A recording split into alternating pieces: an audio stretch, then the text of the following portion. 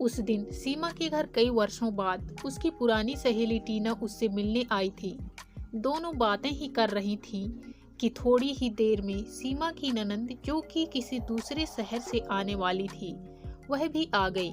उसके आते ही सीमा के बच्चे बड़े खुश हो गए कि बुआ आई है और हमारे लिए हमेशा की तरह आज भी कुछ खाने को लेकर आई होगी।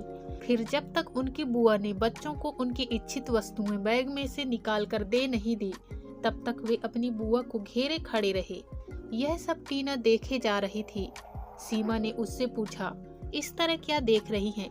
मेरी ननंद बच्चों को बहुत प्रिय है। जब भी आती है बच्चों के लिए कुछ न कुछ विशेष तौर पर लेकर आती है। यही नहीं, बच्चों की उनसे पटती भी खूब है, इसीलिए बच्चों को उनके आने का इंतजार बना ही रहता है।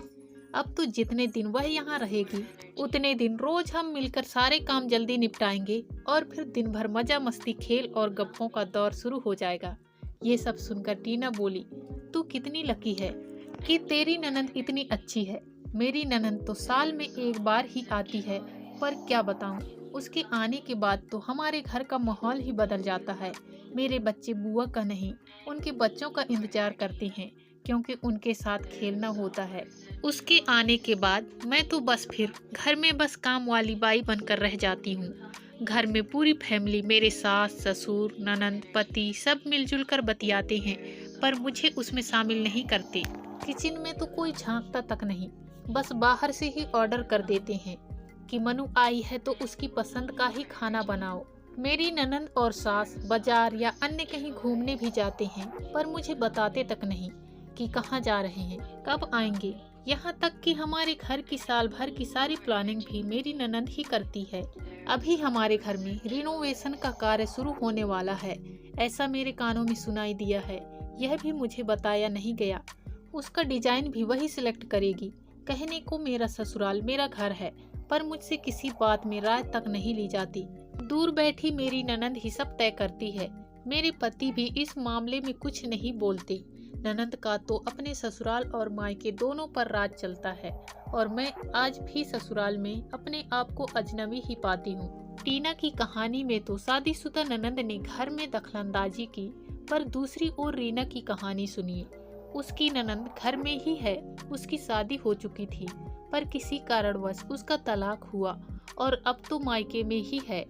यहाँ तो हालात और भी गंभीर है, क्योंकि ननंद के साथ सिंपैथी भी है, जिस कारणवश घर में रीना को तो किसी भी कार्य में कोई महत्व दिया ही नहीं जाता है। ऐसा कई घरों में होता है।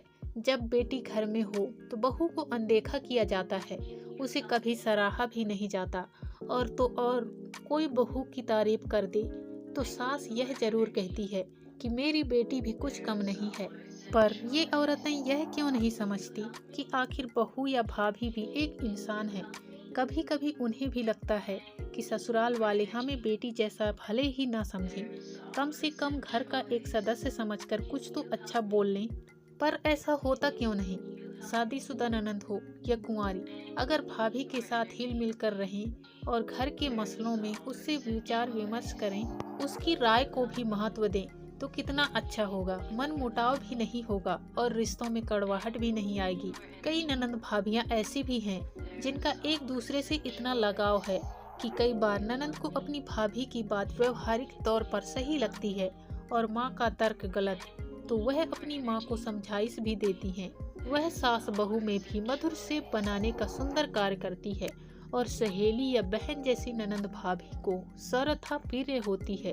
पर कभी कभी कुछ घरों में उल्टा भी होता है, जहां भाभी बड़ी अकड़ में रहती है और ननंद यह सोचती है कि मैं अपने मायके जाऊं या नहीं। अर्थात ननंद का व्यवहार सभ्य हो तो भाभी का भी व्यवहार वैसा ही होना चाहिए, क्योंकि ताली तो दोनों हाथों से ही बजती है। किसी भी रिश्ते में मधुरता तभी आती है जब दोनों तरफ से खुशबू बिखरी हो। ननंद और भाभी दोनों ही खुले विचार वाली होनी चाहिए, तभी परिवार में खुशहाली आती है। अब एक बार आप अपने स्वयं का परीक्षण या निरीक्षण जरूर कीजिएगा कि आप एक अच्छी ननंद या अच्छी भाभी हैं या नहीं।